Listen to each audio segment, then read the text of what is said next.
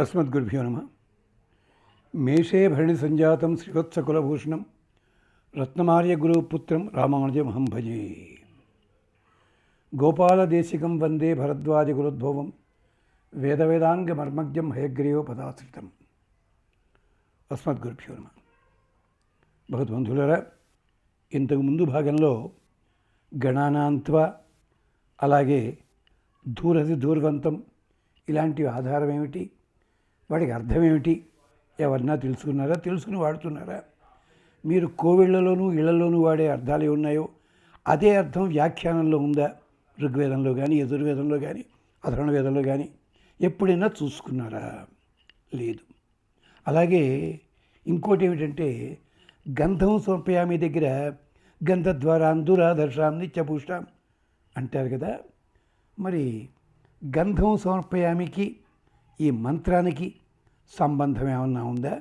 మరి గంధ సమర్పణకి అసలు వేదంలో ఏ మంత్రం ఉంది? అది ఎప్పుడైనా గమనించారా? గమనించే ఓపికలు ఎవళ్ళకి లేవు. అలాగే మీ ఇళ్లల్లో కనుక ముసలి వాళ్ళు ఉన్నట్టయితే 80 ఏళ్ల వాళ్ళు, వాళ్ళ చిన్నతనాల్లో ఆత్మ ప్రదక్షిణ నమస్కారం కరిషే అని ఉంటుంది కదా. ఆత్మ ప్రదక్షిణం ఎక్కడ చేశారు? దేవాలయాల్లో చెయ్యొచ్చా, చెయ్యకూడదా, చేయమనుందా? ఆధారం ఏమిటి? ఎప్పుడైనా కనుక్కున్నారా? ఆలోచించుకోండి కాస్త. అది విశేషం అని చెప్తూ, అలాగే ఆదాయ వ్యయాలకు అర్థం ఏమిటి అన్నది కూడా గుర్తు పెట్టుకొని చూడండి ఒక్కసారి. పంచాంగాలు వినేస్తున్నాను తప్ప దాంట్లో ఉన్న పదాలకి ఎంత అందమైన భావాలు ఉన్నాయో ఎవళ్ళకి ఓపిక లేదు. అంతేకాదు, ఒక విద్యార్థి ఓ ప్రశ్న అడిగాడు, గురువుగారు కొన్ని రాష్ట్రాల్లోనూ మనకి ఆశ్వేజ మాసం కాదంటారండి, కొన్ని రాష్ట్రాల్లో మనకేమో చైత్రమాసం అంటారండి, మరో రోజు కార్తీక మాసంలో చేస్తారేమిటండి? బాగుంది, వాడు తెలివి తక్కువ అడగలేదు. ఆ మూడిటికి మూలం ఎక్కడుందో మీరు ప్రయత్నించారా? ఉపన్యాసకులు అన్నవాళ్ళు ఒక్కసారి వేదంలో తెలుసుకున్నారా? వేదంలో దీనికి సంబంధించిన మంత్రాలు ఉన్నాయని ఎప్పుడైనా గమనించారా మీరు? ఏమన్నా అంటే అందరూ మరి వేదంలో ఉన్న మంత్రాలు మీ శిష్యులు నేర్పుతున్నారే ఏమిటది అంటే, ఎంతసేపు మీకు ఎంత తెలుసునో అంతే శాస్త్రము, ఇక పైదం దాకా వెళ్ళము, మేము తెలుసుకోము. ఈ ప్రయత్నం అన్నమాట దురదృష్టం అది. అందుకనే వేదంలో, యజుర్వేదంలో ఉంది, ఇదే మళ్ళీ అధర్వణ వేదంలో కూడా సూచన ఉంది. ఏమిటంటే, ఒకసారి మహర్షులు యాగం చేద్దాం అనుకున్నారు. ఇది ఒక గాథ వేదంలో. యాగం చేద్దామని యాగానికి ఆవు పాలు కావాలి. ఆవు పాలు కావాల్సి వచ్చి కామధేనువుని అడిగారు, అమ్మ మాకు ఆవు పాలు కావాలి అంటే, ఆవిడంది, చుట్టుపక్కల ఎక్కడా గడ్డి కూడా లేదయ్యా. కామధేనువా, కామధేను సంతానమా, అది వేరే సంగతి, చూసుకోండి ఒకసారి. అంతే, నేను గడ్డి తిని పాలిస్తాను, అలాంటి గడ్డి ఎక్కడా లేదు. ఇంత అప్పట్లో కూడా గడ్డి మేసేలాంటి నాయకులు ఉన్నారన్నమాట. పాపం వాడు గడ్డిని కోసేసి ట్రాన్స్పోర్ట్ చేసేసి లక్షలు తీసుకుని ఉన్నారు కదా కొంతమంది మనకి వేరే రాష్ట్రాల్లో. అలాగా రాక్షసులు అన్యాయం చేశారు. అంటే మీరు ఓపెన్ చేయండి, ఒక యాగం చేసి వర్షం కురిపించి గడ్డి మలిపించండి, నేను గడ్డి మేస్తాను, పాలిస్తాను మీకు. వాళ్ళు కారీరి అనే యాగం చేశారు. ఇది ఉంది. ఇంతకుముందు హైదరాబాద్లో కూడా 3-4 సార్లు చేశారు. తిరుపతిలో 70లో చేశారు పెద్దలు. ఇవి ఉన్న ఆధారాలు ఉన్నాయి దీనికి. చెయ్యగానే అద్భుతంగా వర్షం పడింది, చక్కగా గడ్డి మొలిచింది. ఆ గడ్డిని ధేనువు తినే లోపల, కామధేనువు తినే లోపల ఏం జరిగిందంటే, రాక్షసులు వచ్చి యజ్ఞభంగం చేద్దామని ఆ గడ్డి మీద విషం చిమ్మేశారు. పాపం కామధేను చూసుకోకుండా తినేసింది, జీర్ణం చేసుకుంది, పాలు విషపూరితాలయ్యాయి. మరి అలాగా అక్కడుంది ఈ మంత్రము. వీళ్ళంతా ప్రార్థించారు ధేనువుని, ఆప్యాయధ్వమగ్నియ దేవభాగం ఊర్జస్వతి పయస్వతి అనమీవ అయక్ష్మ మావస్తేన ఈశతతమా ప్రసూవరి. అంతేకాదు, నువ్వు ఎలా ఉండాలి? ప్రజావతి మావస్తేన ఈశ్రమ అగశంసన రుద్రస్య హేతి పరివృణోక్తు ధ్రువాస్మిన్ గోపతౌ స్యాత అంటూ. ఎందుకంటే మేము వేదాన్ని అలా చదువుకోలేదండి, గురువుగారి దగ్గర విని ఆ వాక్యాన్ని వెతుక్కుని రాసుకుని సుమారు 5,000 వేదవాక్యాలు 4 వేదాలను తీసుకుని రకరకాల సన్నివేశాలకు తగ్గట్టుగా అన్వయితనం కోసం తీసుకున్న వాళ్ళం. అంతే తప్ప వేద విద్వాంసులం కాదండి మేము. అంతలాగా ఎవడో మాట్లాడుతూ వేద అలాంటి వాళ్ళు కాదండి. దయచేసి అది గమనించండి. అక్కడ అన్న మాట ఏమిటి? ఓ కామధేను ధేనువా, గడ్డి బాగా తిను, బాగా పాలియ్యి.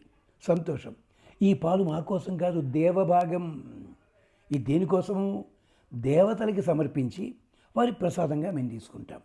ఊర్జస్వతి పయస్వతి అనమీవ అయక్ష్మ. నీకు బలం ఉండాలి, పాలు నిండుగా ఉండాలి, అంతేకాదు చక్కటి సంతానంతో ఉండాలి.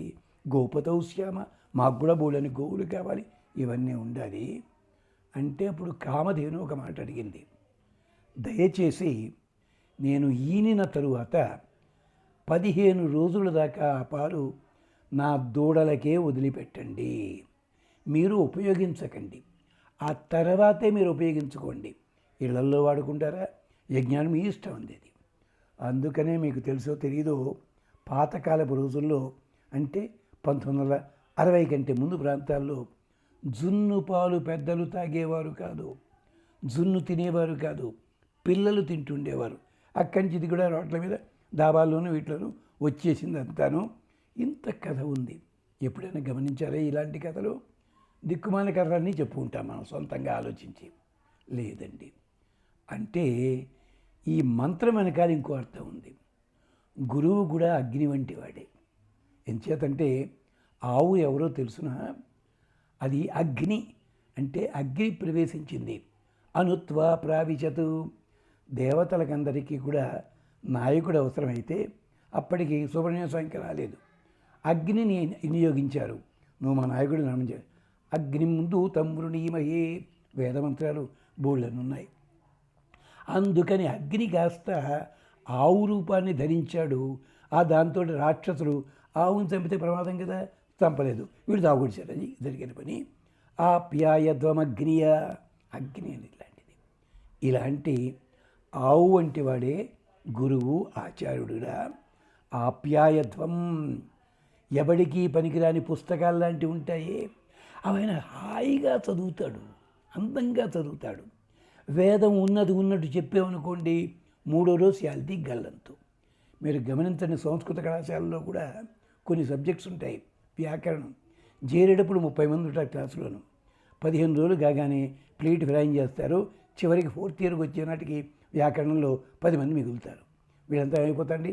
సాహిత్యము, రసము, శృంగారము అలాంటి వాటిలో పోతారు. వీళ్ళంతారు సాహిత్యం మీదకి వెళ్ళిపోతారు. ఆప్యాయత్వం అగ్నియ, దేవభాగం ఊర్జస్వతి. నీకు బలం ఉండాలి. ఉత్తములైన ఆచార్యులు అలాంటి గ్రంథాలన్నీ చదివి మంచి బలాన్ని పెంచుకుని అప్పుడు ఆ వాటిల్లో ఉన్న సారాన్ని తాను తెచ్చుకుని పొదుగు నిండా నింపుకుని దూడలు ముట్టెపెట్టిన తరువాత, అంటే ప్రశ్నలు అడిగిన తరువాత చక్కగా బాగా పాలనిస్తారు. ఆచార్యుడు కూడా గురువులు అలాంటి వాళ్ళే. అందుకని న్యక్వాత తపతి, న్యక్ తపతి సూర్య, న్యక్వాత పపతి, న్యక్ దుహే అగ్నియా. కిందకింత దిగి వస్తుందంటే తక్కువ చెయ్యకురా బాబు. సూర్యకిరణాలు పైనుంచి కిందకే వస్తున్నాయి, వాయుదేవుడు పైనుంచి కిందకే వస్తున్నాడు. ఇది తలుచుకున్న రోజుని న్యక్తే రప, నువ్వు చేసిన పాపం కూడా కిందకే పోతుంది, ఇలా చెప్పారు. అంచేత ఉత్తముడైన ఆచార్యుడు గోవు వంటివాడు ఆ మహానుభావుడు. అలాంటి ఆచార్యులని సేవించి మనం పొందాలి. అలాంటి గురువులు ఎవరండి?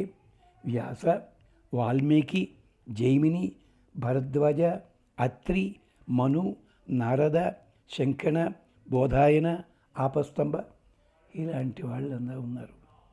వాళ్ళ గ్రంథాలు మనం చదవము, ఆ సూత్రాలు చదవము.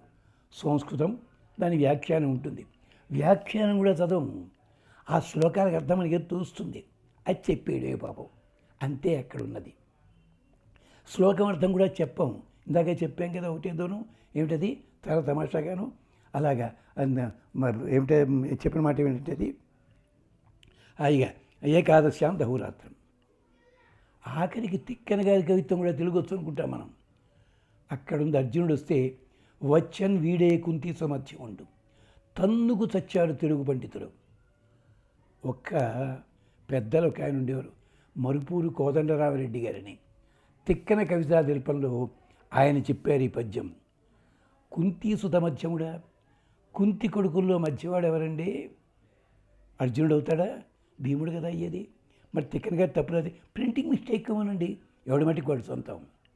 కానీ మధ్యమా శబ్దానికి వైదిక పరంగా మూడవది అని అర్థం ఉంది అక్కడ. కుంతి సుత మధ్యముడు, కుంతి కొడుకుల్లో మూడవాడు.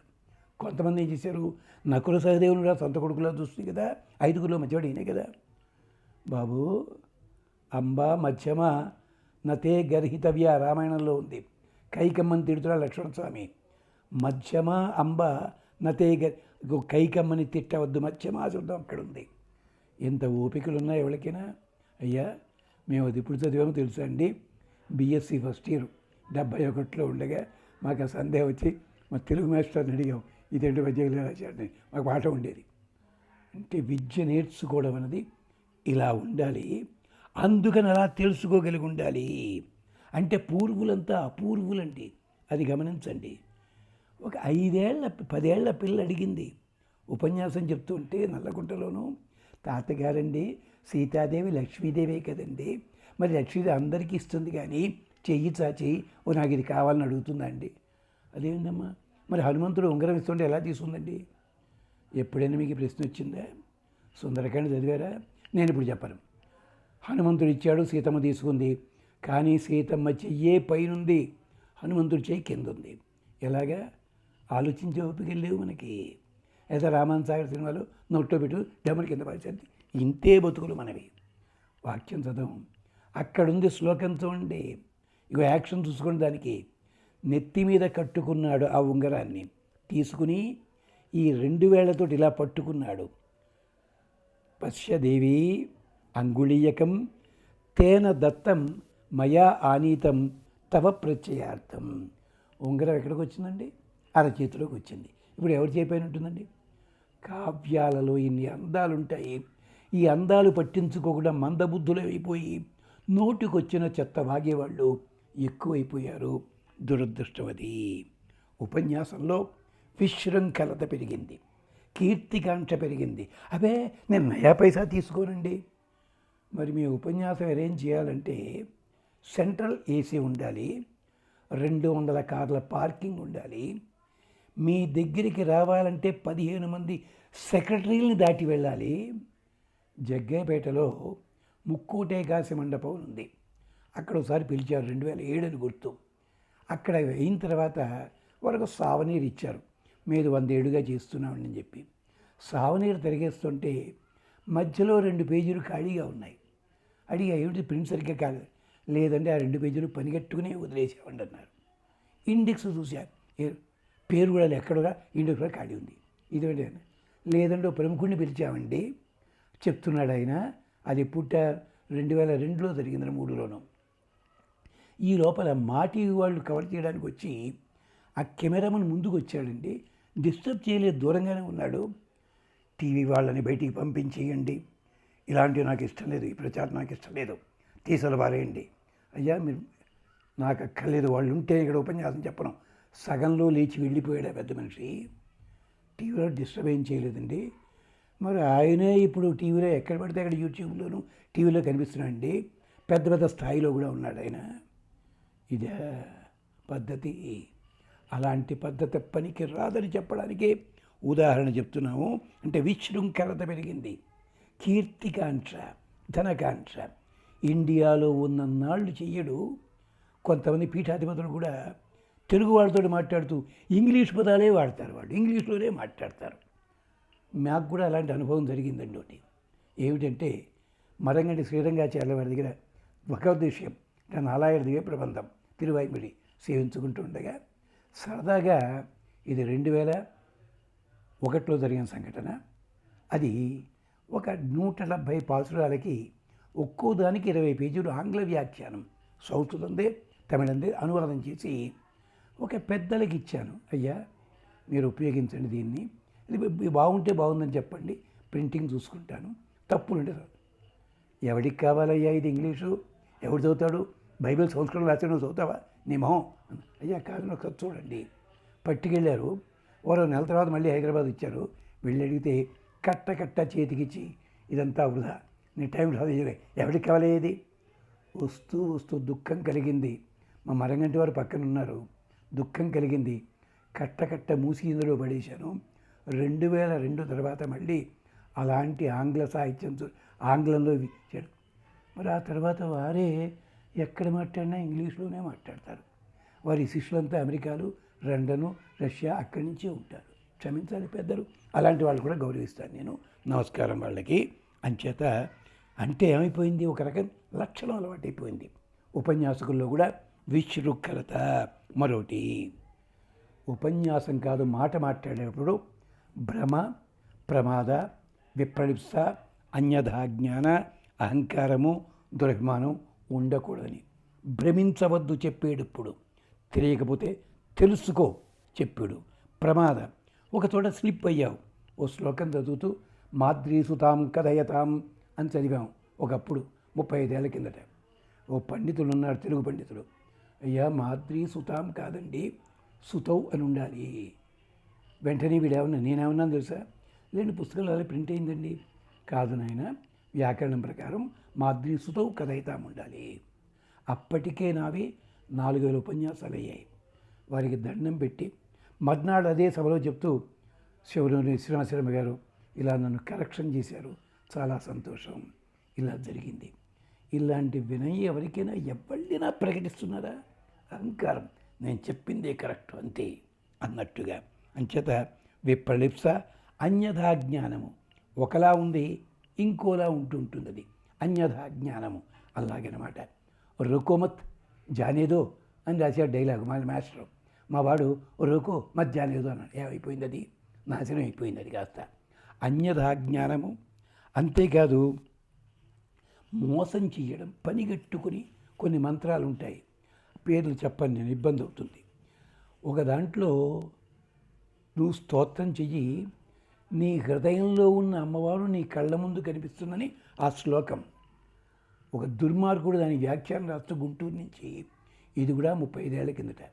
ఇలా చేసినట్టయితే నీకు నచ్చిన స్త్రీ ఎక్కడున్న అంతఃపురంలో ఉన్నా పరిగెత్తుకొస్తుంది. పక్కనే బ్రాకెట్లో ఇదే స్త్రీలు చేసిన పురుషులు కూడా వస్తారు. నెత్తి నోరు కొట్టుకు చెప్పా, అయ్యా ఇది దేవతా స్తోత్రము, అంతఃపురగతాపి స్వయమే వ్యాగచ్చితంటే ఈ దుర్మార్గపు లక్షణం కాదు. ఇది కూడా 1987లో సంఘటన.